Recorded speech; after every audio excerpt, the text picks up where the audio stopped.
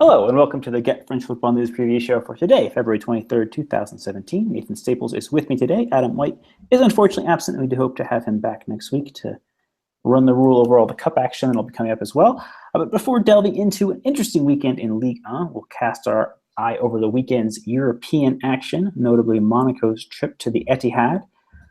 Nathan, there's a lot to go over in this match, which City won 5-3, for those of you who have been under a rock for the past 4 days. Let's start with Leonardo Jardim. The manager, since taking over, has been all but unassailable.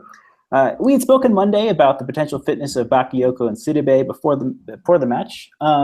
Looks like they struggled. They did end up starting. Was Jardim right to risk them from the start, given the obvious issues that they had? It's a good question. Sidibe, I'm going to say yes, because he is a liability defensively anyway, and if he's not fully fit, that means he can't cover the field like he can, although he's not always superb at it, and that was exposed quite considerably by Leroy Sané on a couple of occasions. So you can question him for starting him when you've got such a capable backup in Traore, who we've seen this season do really well at right back when needed. So that one is a question. For me, Bakayoko, I think you have to start him. I think him and Fabinho are such a good partnership in the middle and make that 4-4-2 so much better. Because I think what we saw in the game on Friday evening against Bastia, that while Moutinho is a good player, I don't think he suits the 4-4-2 as well in that central role. I think he gets a little lost in there positionally because he wants to be more of a creative player. It leaves too much of a defensive emphasis on Bakayoko, and just the way that Bakayoko and Fabinho together work so well, opposite styles, and they know that it's very the old-fashioned 4-4-2 of they both, one goes forward, the other one knows to stay back. They switch it up if they need to. They know each other are there. They know where they need to be on the field together as a partnership. And I think it was a risk, but that one's the risk worth taking because Bakayoko can be so good and has such a good relationship with those players and has played a really important part of the season. So, in all honesty, I can forgive Jardim for that one. Again, like I mentioned, Sidibe one is maybe more of a risk when you know you've got someone who's capable enough of filling his boots. So, but I guess maybe to push you a little bit more on that point, I mean, would you say that's true even if it's at the risk of further exacerbating their condition? I mean, Monaco have another midweek match in the Cup coming up. It's not as if their fixture list is about to get a whole lot easier.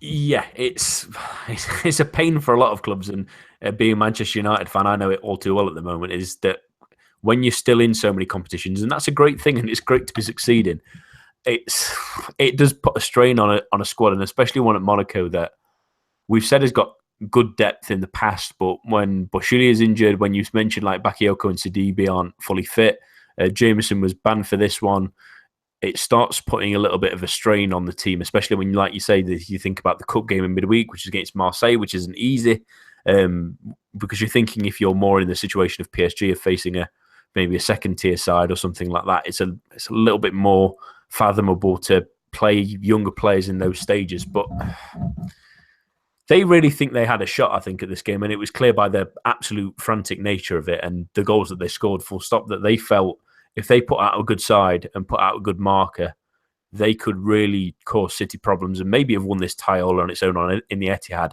If they'd have been a bit more solid, if they didn't have a crazy 20 minutes where their entire game plan goes out the window for both sides, really, and it made for a fantastic game, but Jardim will be shaking his head and stroking his brow and thinking how it sort of got away from them. But I think he felt that they were there for the taking, City, and he knew that, for example, if the penalty goes in, it's 3-1. They maybe nick the fourth as well. 4-1 absolutely kills that tie because I don't see City coming back and scoring goals if they're that far down the line. But it's such a difficult balancing act, isn't it, Eric? Let's be honest. They're doing so well in the league. You want to keep that going because PSG are breathing down your necks. In all honesty, if I'm being absolutely honest, the cup is probably the least of their worries. And it's the one they maybe can throw a couple more at it, but it's the craziness of management. I would have, I throw them in something in the Champions League tie because it's the big game, it's the big prize pot. But yeah, you have the right question. It's such. It's why you don't be a manager, isn't it? It's such a difficult balancing act. Yeah, I agree. It's certainly a tough decision. Personally, I would have opted for Moutinho. I mean, let's face it. Monaco's hallmark is this manic attacking style. Not manic, but it's a very forward-thinking style. I think we can agree on that. But that would also allow City to dominate possession playing in that way, regardless of whether they're successful or not. But for me, bringing on Moutinho in place of Bakayoko, who I think did flagged as much as Sidibe, as well as Torre, would have made the match a little bit more even in terms of possession. It would have allowed Monaco to get a little bit more of a breather. I mean, let's face it. I think that in terms of fitness, that City were the superior side on the night. And I think that made the difference, particularly in those last 20 minutes, as City did take the lead. And that had Monaco been able to keep the ball a little bit more, and again, I know this is hindsight's 2020, their players wouldn't have been stretched as much physically, and I think that could have potentially made them not be so leggy towards the end. I'm not saying that the result necessarily would have been different, but it wouldn't have led to so many easy opportunities for City down the backstretch. Yeah, now, I totally agree with that. So, moving on now to the other thing that I did a reaction piece that came out yesterday on the site. Speaking about Moutinho, or about the use of Moutinho and Jardim's substitutions, could he have done more to close the match down? Obviously, you're at 3-3, you're at 3-2. You're still got a good result. Should he have pulled the trigger then with, say, half an hour to play, bringing on Moutinho? Instead, his first substitutions to bring on Germain for Mbappe. Is he really that afraid of the reverse fixture? I mean, should he have sought to close this match down more quickly? It's a tough one because yes, Moutinho is more of a controller, but if you're bringing him on, you probably bring off a forward, like you say, and try a formation that maybe I don't think Monaco are as comfortable with. And I think at the same time, that also brings an enormous amount of pressure for a team that can be really good in those tight areas with De Bruyne and Silva. They're really excellent at breaking down defenses that try and stop them playing. They have been for a long time. That's one of, I always thought Man City's strengths is that they have so many good players between the lines of those two I've mentioned, Aguero, that they can sort of build up in such tight spaces that it can be really difficult to shut them down. I actually quite liked the substitution for Germain first because it was it 3-3 when he brought him on? Was it? Am I right? Yes. I quite liked that simply because, like we mentioned on Monday's podcast, Germain is a great worker in the channels. And I think if they could have got the ball out, and it's such a tough one because even if you make I think you make a great point in the sense that if they make the changes of like Moutinho, maybe even Dara slightly earlier because he's more defensively minded in terms of being a wide player and maybe covering any overloads on one of the sides, it maybe changes their mentality because they did kind of lose it for a good 15, 20 minutes where it was just all guns to blazers because they thought they could grab another when City got in front. It wasn't the right mentality really, and that also it's a strange one because again that speaks to the experience of the side in these sort of competitions of they wanted to go for it rather than shut up shop. Where a 3-3 would have been a fantastic result, and even 4-3 would have been okay. It was 4-3 when Germain came on. I'm just checking that now, but yeah, the point stands. Yeah, especially at 4-3, then I think you should have definitely made the substitutions of holding it on. But it's again that strange balance in acting, like you mentioned. Hindsight's 2020. It's a real tough one for Monaco because honestly, other than that 20 minutes, I thought Monaco for large parts of that game, maybe other than the first 10, 15 minutes with a better side, they countered superbly. Mbappe was excellent, and even though we weren't certain if he was started, but I thought he was excellent. Bernardo Silva was sensational. He's such a good footballer that he caused City all kinds of problems, and it's just a little bit frustrating because you will be left with these what ifs. But I mentioned this on Twitter. Jardim has the potential to get this team get them concentrated. It'll be difficult without Glick, but if they can hold out for the first 20 minutes of a City in the second leg against City, grab a goal, make them nervous away from home without the roar of the crowd that they had when they started surging the other night, and this could be turned around still. No, I don't disagree with that either. You mentioned Nabil Dirar there. I wanted to ask now, I know this seems very foolhardy to say, given the form that Monaco have been in and the place they have in the league, but did he perhaps deserve a start here? And let me, preface this by saying, for me, Dirar was such an important player in the beginning of the season before he got injured. How well he controlled that right side defensively, allowing Sidibe to bomb on, really made a difference. And in that system, you had Dirar on the right and Silva playing just off the striker, so it was more of a 4-4-1-1, if you will. I know that would seem silly given the performances they each turned in to have dropped one of Falcao or Mbappe Latin, but but again, this is away from home. City are going to play on the counter, Monaco are going to play on the counter a little bit more than they normally do. Could there have been some argument for including Dirar, or at least bringing him on sooner? Perhaps not in place of Silva, but perhaps in place of Bakayoko and moving Silva centrally, for example? It's a tough one. Personally, if starting wise, no, I don't think Dirar's had enough game time, and I think this Monaco team's been too good. And also, they know the fragilities of Manchester City, that they might have crumbled on another day, Manchester City, in all honesty, on that pressure of the 3-1, 3-2. I think on another day that could have made a real difference. But I think I really like Dirar, and it's great to have him back, especially like you mentioned with the fixture congestion pulling up. You don't want to have to play Lamar or Silva on both of those games coming up at the weekend and then in midweek again, then as they start to build up again. So it's great to have him back. And yes, like I mentioned previously, it might have been an interesting idea to bring him on earlier. I wouldn't have brought him off for Bakayoko necessarily, because again, I'm worried about that central area, which is where Silva is, where De Bruyne tends to drift into. That's a really crucial area in that game. And at the same time, I agree with you that Sidibe clearly needed an extra bit of cover, and that Dirar really would have offered that to stop overloads. He could have concentrated simply on Sane and marking him.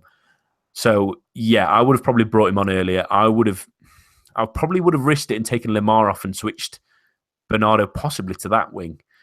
I know it's a bit of a complicated one, but Lamar sort of lost himself in the last half an hour. He, again, faded a little bit and really didn't really have much to do at the same time, but really wasn't involved in the end part of the game. So maybe that might have been the right switch, because I'm afraid of taking too many bodies out of that central area from a defensive point of view. No, I think it's hard to disagree with that. So that does conclude our discussion of Monaco. Perhaps some lessons learned. Can they score 2 goals without reply against Pep Guardiola's side, or 3-1?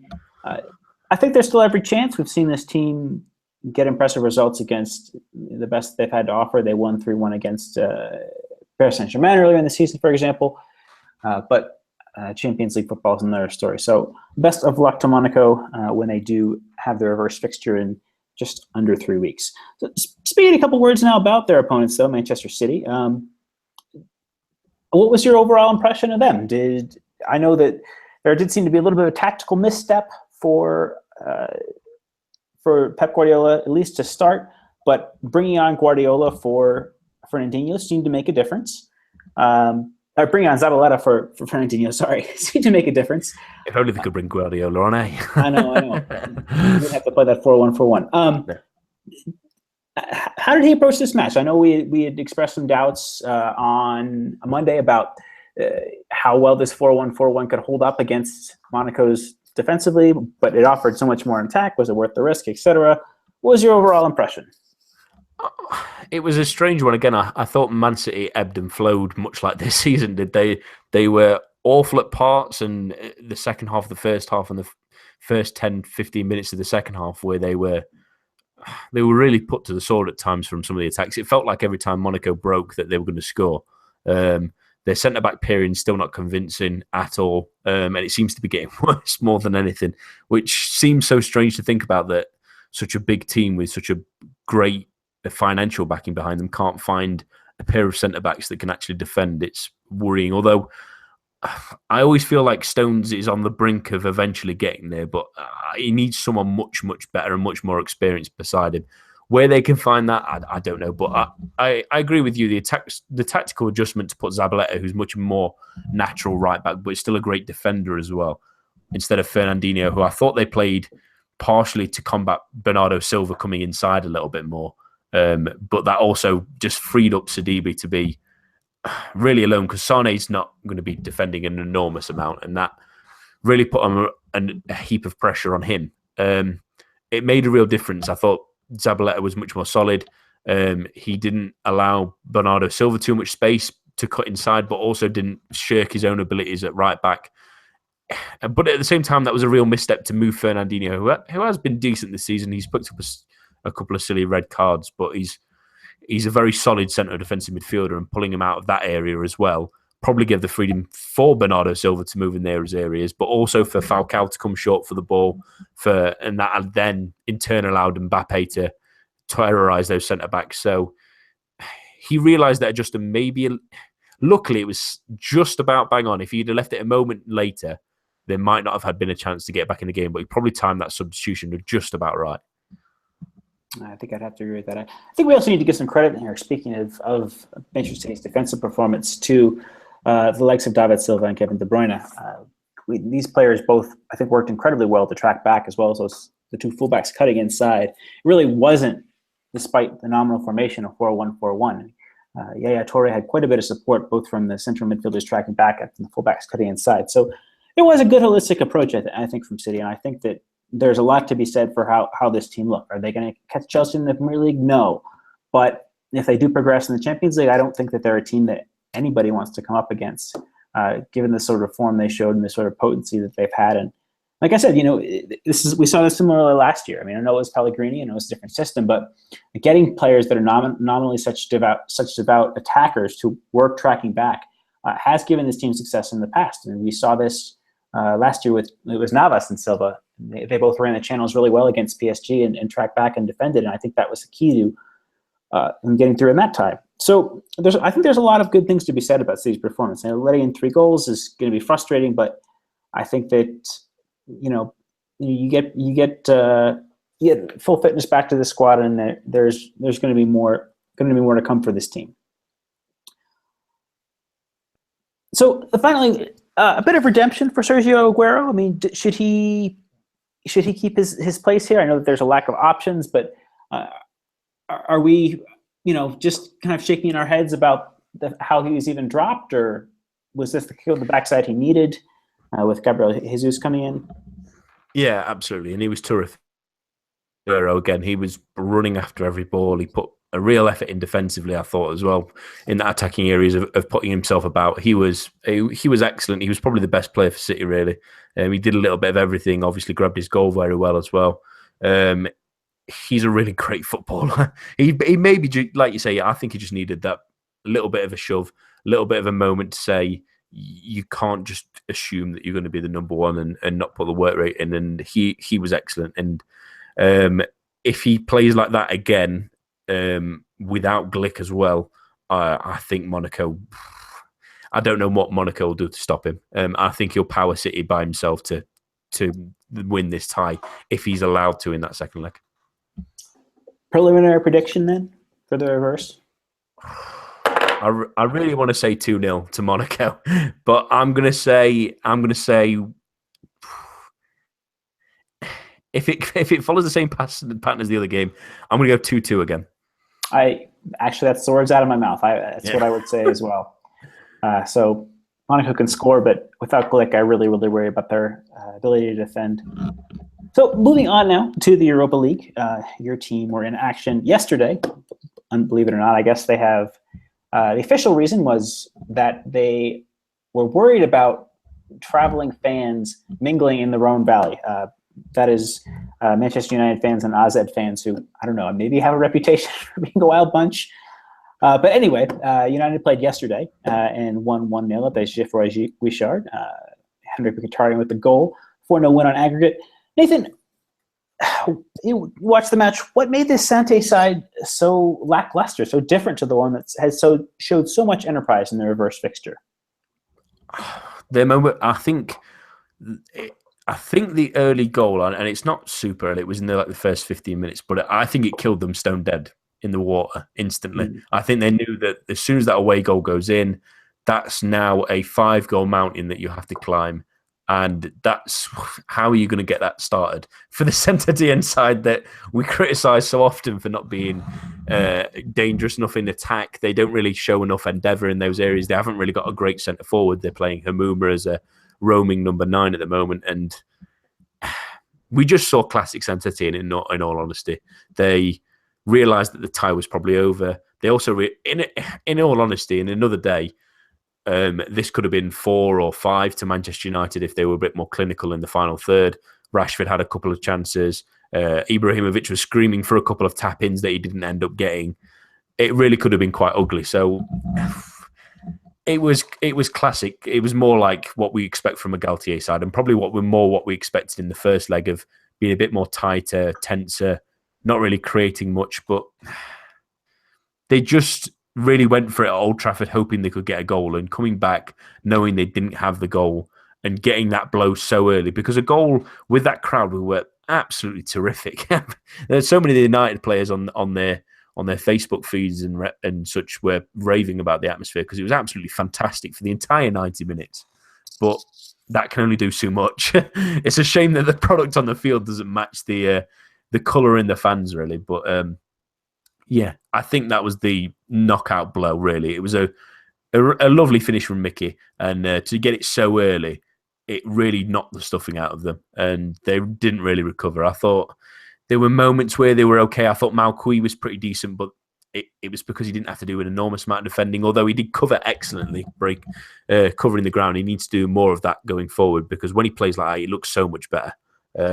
I thought Moni Paquet was okay, and again, I think he's been better in recent weeks and has been more enterprising, but there was just a lack of something, as there always seems to be with Ligue at the moment. There was just not really that final product, and unless they get someone in the summer to really be a focal point of that forward line, it's going to be a continuous problem, in all honesty.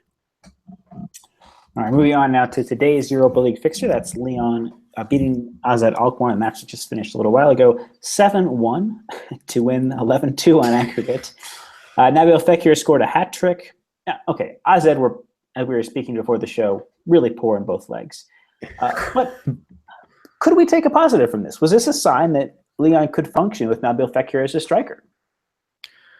And on that, the sign of something positive to come out of this, really, because it was AZ were awful in both legs, and they were horrendous tonight for long spells. Fekir as a striker, we've always thought, both me and you, when they were playing the Diamond 4-4-2, I really like him in that position. It looks like he's slowly growing in confidence again and growing into that really comfortable position where he goes one-on-one with the goalkeeper, and you just know he's one of those players where you know he's going to score because he's so relaxed in those positions, and it's so wonderful to watch. And I really, really, I don't want to hype it too much in case he gets injured again or in case he sort of dips a little bit again. But I really hope this is Fekir slowly getting back to that form we've seen him in the past, because he's such a wonderful footballer when he's on top form, and there's little hints that he's coming back to it. And I like him in that striker's role. And like we've mentioned in the past, he worked really well in that role alongside Lacazette.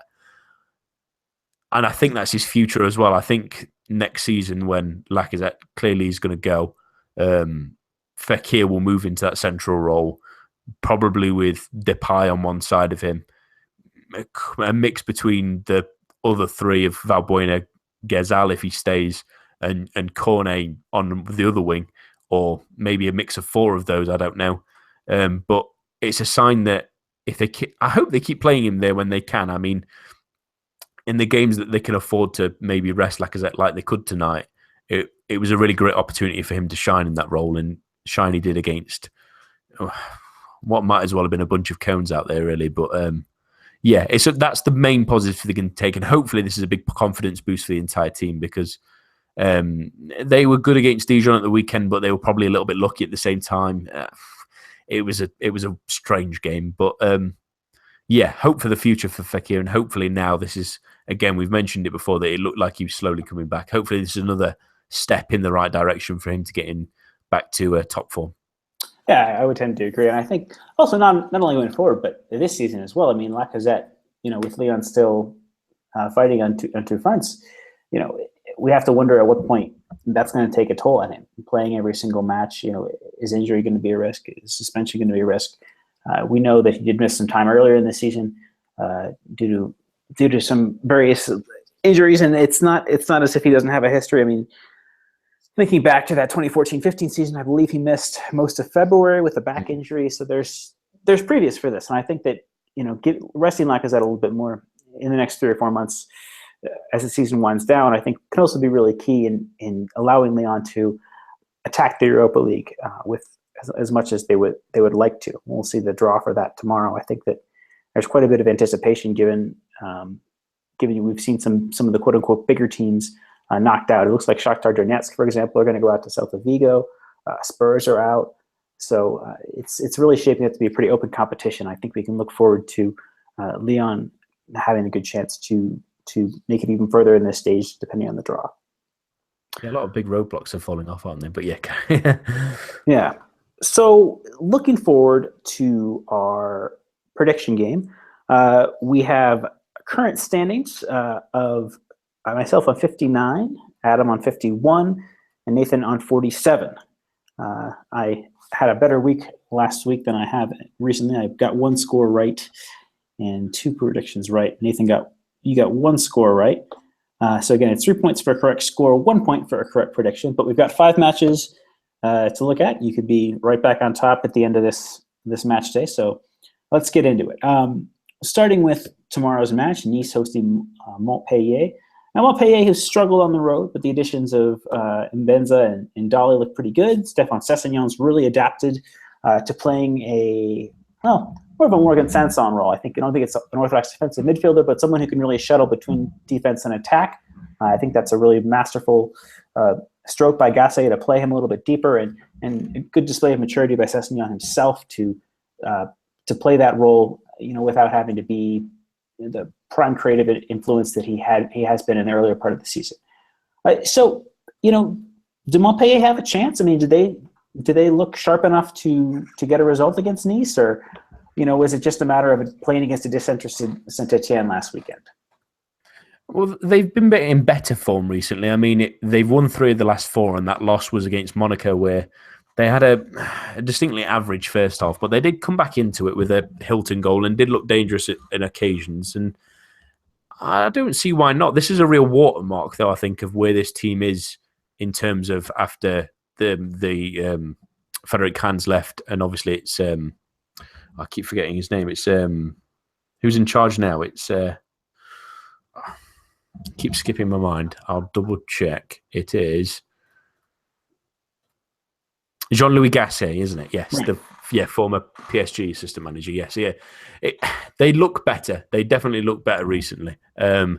They seem a little bit more focused. Like you've mentioned, a couple of those players that they've brought in have really impressed. And Benza, Dolly's looked pretty decent. Sessegnon has always been pretty decent as well. I think they've got such a fabulous talent I've mentioned in the past. I don't want to keep banging on the Booty Boo's drum, but he's an absolutely excellent player that really lifts. He really, for a side that could be without him, I don't think they're any good. I think if he had gone in January, they should be really, really worried, even with the players they've brought in.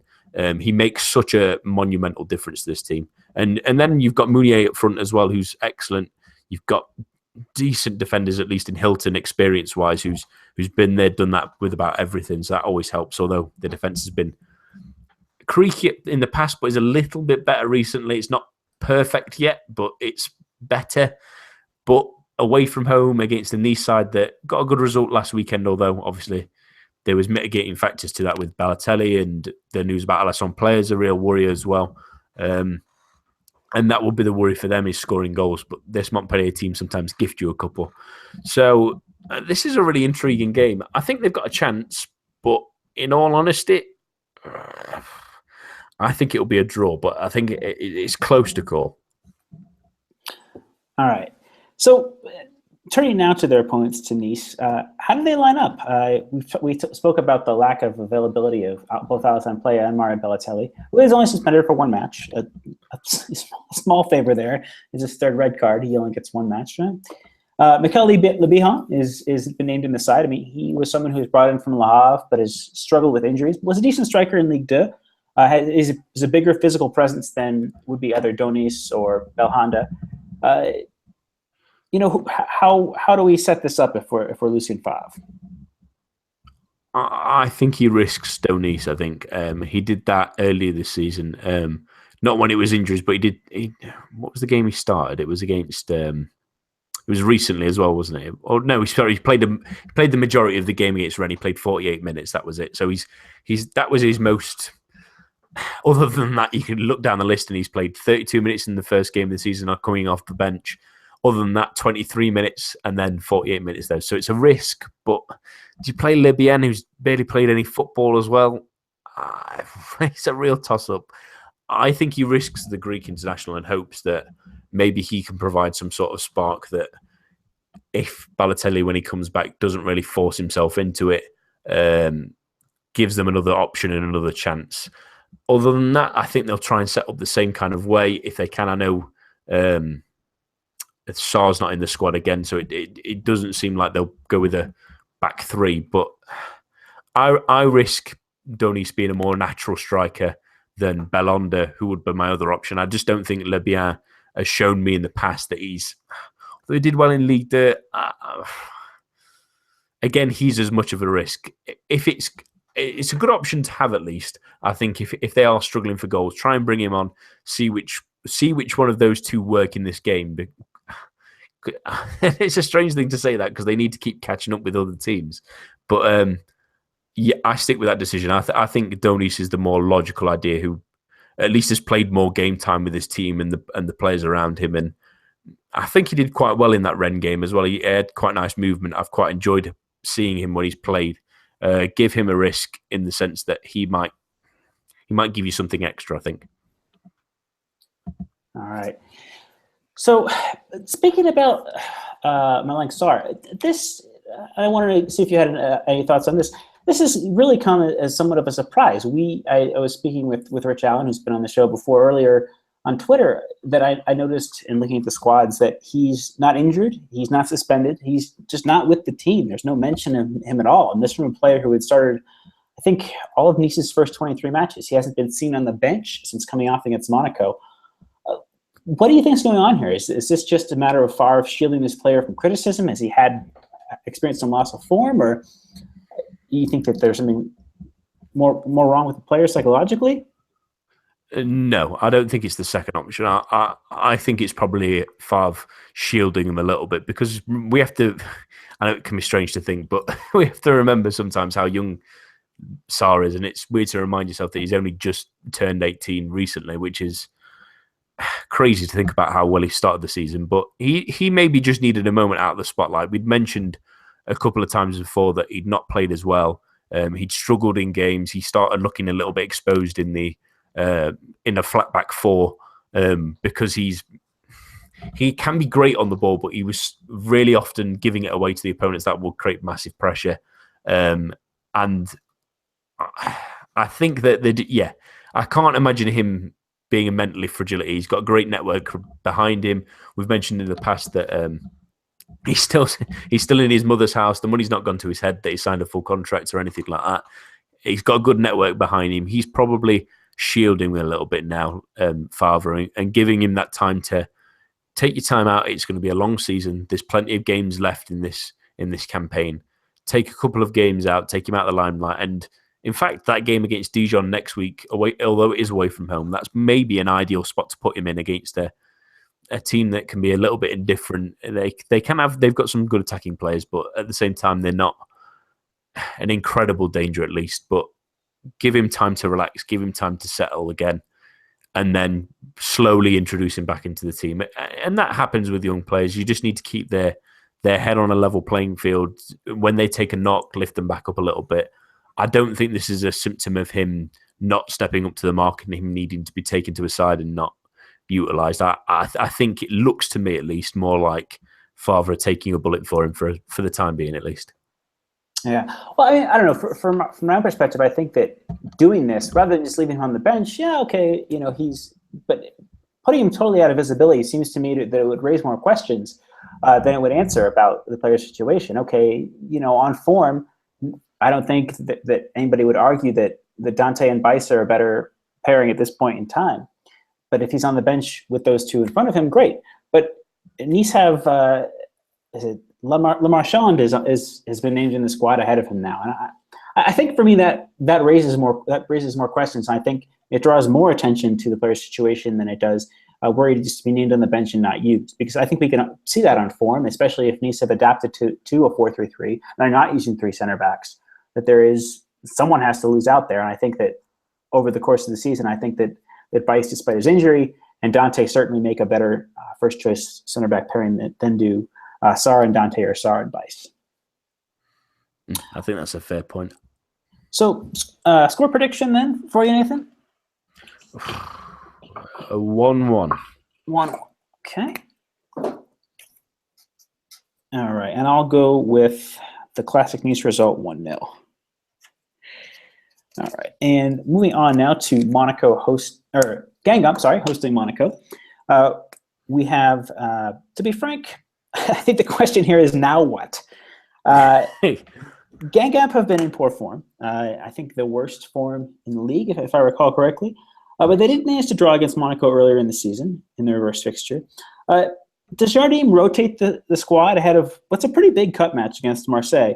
Or does he stack the deck in the league to try and keep ahead of PSG, who have an equally daunting match against Marseille on Sunday?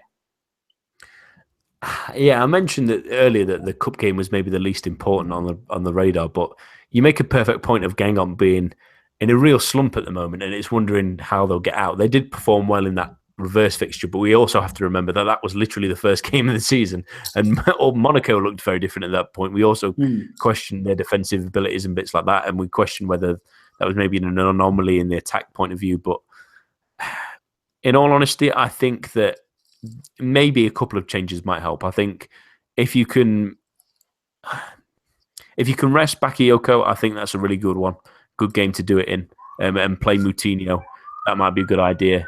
Unless you think that the cup game is a little bit of an easier ride, give Bakayoko the game rather than the rest, because then you have to factor in next weekend, which is starting to get a little bit out of hand. But yeah, mix it up a little bit. I mean, he's probably going to play Glick for both of these games, I can imagine, and he'll want to get Jameson at the weekend as well to give him, obviously after playing a game out, give him a bit of a game.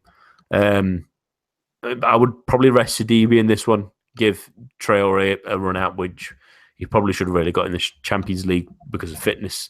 And yeah, just judge it on the fly. At least Monaco have a reasonable amount of depth to bring on players if they start struggling. You can bring on, if Germain was to start, you've got Mbappe to bring on to add a little bit. They might even, I wouldn't be surprised if they started Carrillo in this game, actually, to be fair, from maybe with someone. Maybe give him a bit of a run out. And you've mentioned it perfectly that this is because Guingamp are in such poor form and look all of a little bit out of odds. They can't really work out what's gone wrong. Really, they're not getting as much production out of the forward players. They're not creating quite as much. Their defense is slowly sliding a little bit, and there's issues there. I remember reading that is Marcel out for this game as well, or I saw that somewhere strange, I think, but. If he's out as well, that's an issue. They've had they had a red card last weekend as well, didn't they, from the right back? So there's little slip ups there, and while I'm waiting for that moment where it all seems to click back for them again, I don't think it will be in this one. I think even if they do rotate a little bit, Monaco maybe have a little bit too much. Yeah, Sorbonne and Marçal have been ruled out for this match. Yeah, Briand is set to come back. So, yeah, definitely Guingamp are not at full strength, and they haven't been in good form. I think, So, with that in mind, what would be your prediction then? I'm going to go Monaco 2-0. Okay. I'll go 3-1. Guingamp. We'll say that the reintroduction of Nico Benesse seems to be a real boon for the team. They have looked pretty good with his reintroduction. He did well against Leon the other weekend, and I think is the type of talent that offers a little bit more creativity and subtlety than does Marcus Coco, who had been used more extensively on that left wing.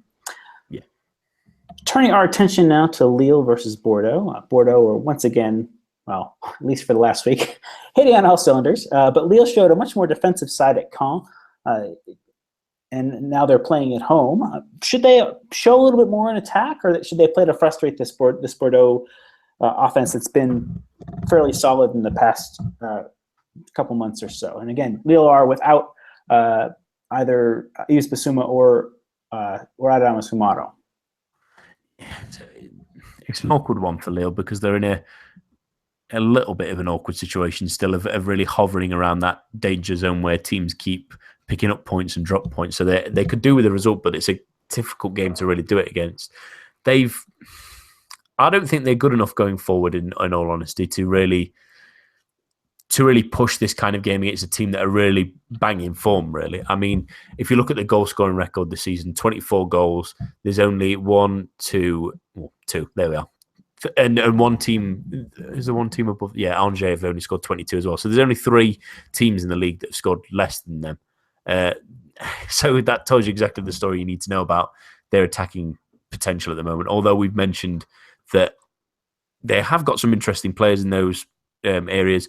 El Ghazi scored a really nice goal at the weekend. I've always professed my undying love for Nicolas de Prévost, but whether he'll start is another question entirely. They should really play to frustrate because a point is so big in those battles where the points are really interchanging every week, and maybe fight to live another day against the teams like they've got Nancy in 2 weeks. They've got games against Bastia to come as well, and then a home game against Guingamp might be a good one as well in sort of April time. They've got other opportunities to really pick up points, especially when this Bordeaux side can be really dangerous in attack. I mean, Francois Camano has been really, really good in the last couple of weeks. He's really come on leaps and strides, which is a strange one because I thought when they signed him alongside, there was the names of Menes, there was always Tomatore there and Malcolm and Unas as well. You thought that he was a strange sort of odd man out of maybe not getting the chances he might do, but 6 goals and 2 assists is so far this season, and a lot of those coming in the more recent weeks. So it really shows the level he's coming onto, and he's really attacking teams. He's really playing well from that left-hand side. He's getting in the box. He's creating goals. He's scoring goals. I think he's come on leaps and bounds really in the last couple of weeks, and that's a real testament to him and to Gourvenek switching it up and giving these younger players like Varda, like Laborde, who came on for that in that game, and Malcolm as well, who has been playing well recently. So if I'm Lille, I try and shut up the shop as much as I can. Without Sumaru, it's a bit tougher as well. Bissouma obviously restricts you in both ends with him being sort of a more box-to-box player. But yeah, I think they try and shut them out because at the moment, Bordeaux are really rising. I mean, a win in this one, should results go their way, might lift them all the way to 5th and only a couple of points behind Lyon should they lose. So yeah, I pray caution to Passy at this weekend because you don't want to lose this game and start looking down rather than up again. Yeah, I think I'd have to agree with you. I think a more defensive setup would make sense here. We've seen Leo play a 3 at the back at times, and I think that even in the absence of Sumaroro, they could still pull that off if they tuck Beria inside to play as a center back. You could bring in Sun Tzu. There's enough options there to get that done, and I think that might be the best way to go about things as well. So bearing that in mind, I think I'm going to go with, despite that, a 0-2 result. So a 2-0 win for Bordeaux. What about yourself? I'm going to go a little bit more optimistic, and that's 3-0 Bordeaux. All right. And moving on now to speak about Lyon again. They are facing Metz in the return fixture of that infamous match from early December where that was called off. Now, Lyon have impressed with their attack in recent weeks, but they still looked a little bit nervy at the back, even today. I think, rather than focusing on this match, Mets have been in decent enough form when they've had their first team in the recent past. What's gone wrong for Lyon defensively this season? I think is the more general question we should ask here. Is it personnel? Is it form? I mean, Nicolas Nkulu has been a non-entity, and he was one of the bigger signings in the summer. Is it the overall approach from the manager, from Genesio? What can we point to, and what can be improved upon specifically for this team to tighten things up at the back defensively? Personally, I would rather have seen a 1-0 win today, or even a scoreless draw. I think the confidence Lyon could have gained from a clean sheet would have been much more important than a massive result. I think Lyon have had one clean sheet in their last 10, one clean sheet in their last 11 in all comps, which is really worrying. I mean, it's not like they're not scoring goals, but their position in the table is down to their poor defense, whether that's against Guingamp, whether that's against Caen, whether that's against Lille. I'm thinking this in their recent league results. Give them another 6 points, give them another 7 points, and then maybe we can talk about perhaps them having a chance of catching Lille, or of catching Nice rather, for third. Yeah, absolutely, and just really going through their recent games and the things you've mentioned there.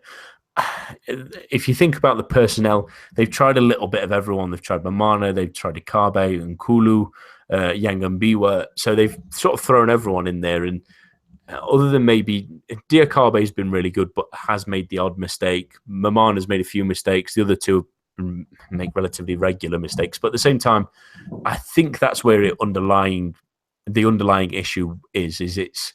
I don't think it's personnel necessarily, because I think they're all can be very good defenders, but they just haven't really gelled together as a partnership, any of them.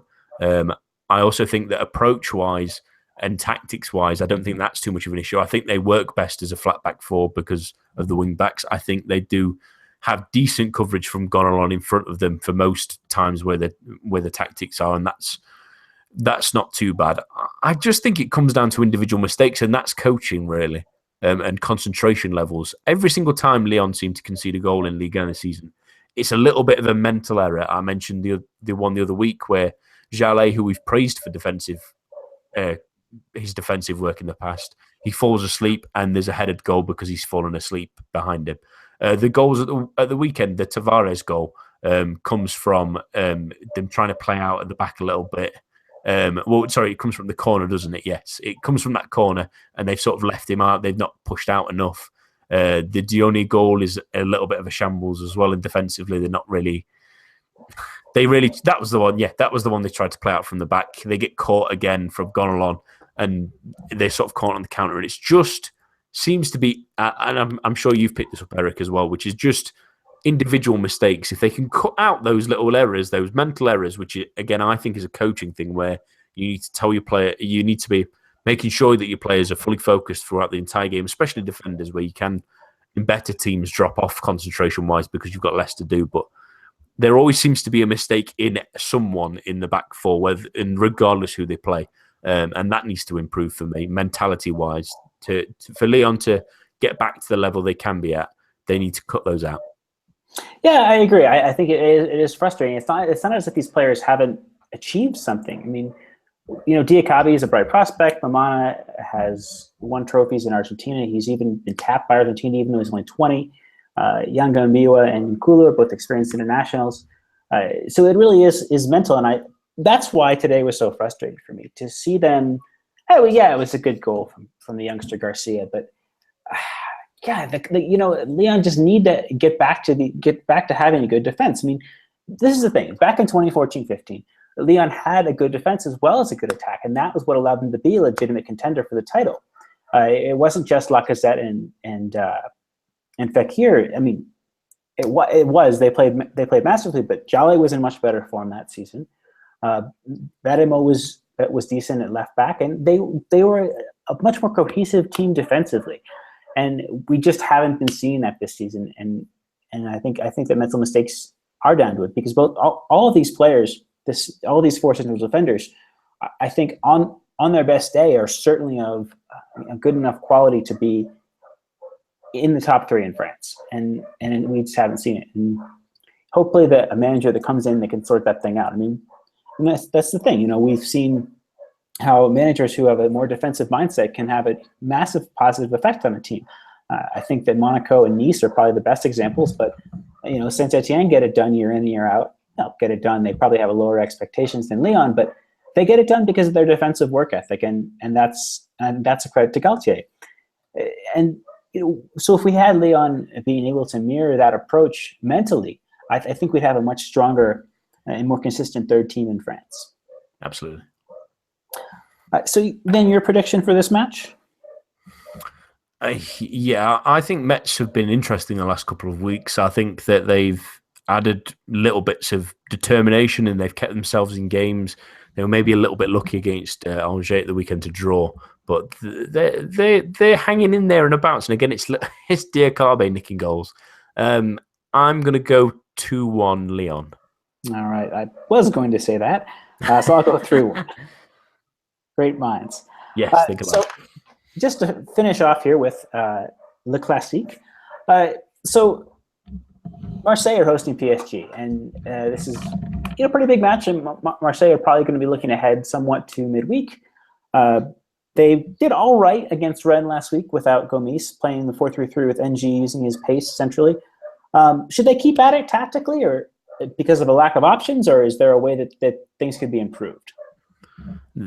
In all honesty, from Marseille's point of view, similar to the game at the Parc des Princes earlier this season, I wouldn't be surprised if they just try and shut PSG down again and earn a valuable point because of the issues of having no Gomis. And they were pretty good against Rennes with NG in that position, and I think they probably might be tempted to continue with that. And I would as well, unless you think there's a better option of maybe putting someone like.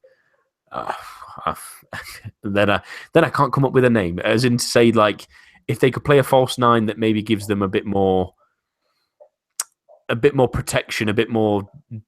He will chase the centre back. I think it has to be Remy Cabella. Bounassar's out; he's injured. He's right. A dislocated shoulder. I think he's out for close to a month or maybe even more. So yeah, I think it would have to be Angers or Cabella. I mean, take your pick there. So I probably stick with NG then in the sense that even if you do play a more defensive one, just tell him you're very quick, run around and try and dismantle the centre-backs. And if we get the ball, just start running and try and find a gap and a space and see if we can work from there. Other than that, it's a difficult one because if they try and play the same kind of way they did against Rennes, which is more expansive with Lopez and Thauvin and Payet, they're going to get caught out and it could snowball in the sense that PSG, if they play the way they can play, they could really, really cut them apart with their defensive issues. So at least at centre-back anyway, when they don't sort of compact themselves in. So I would do that and try and risk that and hope that you maybe catch them on the counter in one game. I know that might sound a little bit unoptimistic for Le Classique and for the Marseille fans, but with a touch of realism, a point is actually a really good point against PSG, hoping that the teams around them don't get too good of results at the weekend.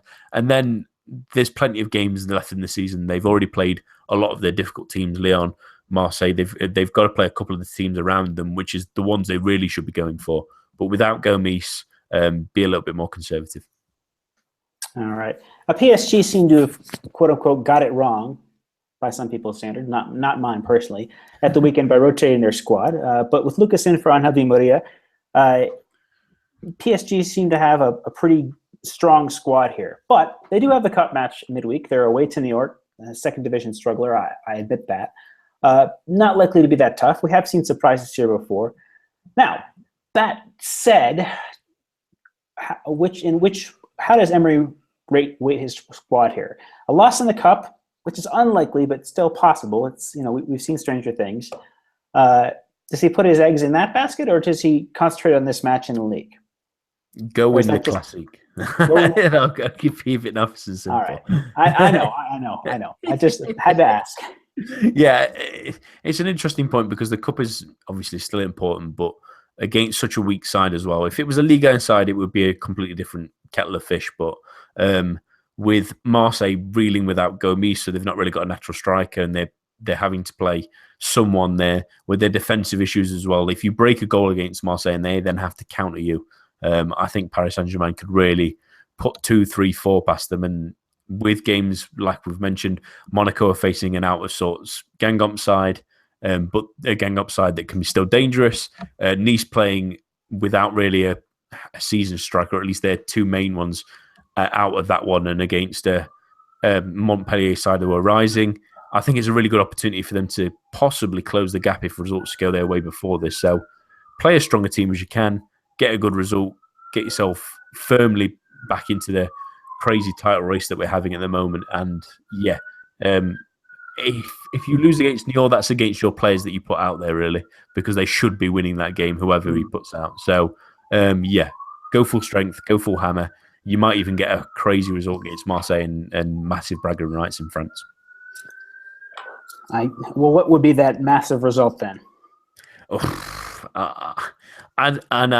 Mo, close your ears if you're listening. I think it's going to be a really, without Gomes, I really, really fear that they're going to maybe push it a little bit too hard, like they have done against Marseille and Lyon, and I think it's going to be 5-0 PSG. Oof, all right. I'm going to go with 4-1. I'll be just a little bit more conservative. But yeah, that will do it for this week's Get French Football News preview show. My thanks to Nathan for joining me. You can follow us on Twitter at GFFN.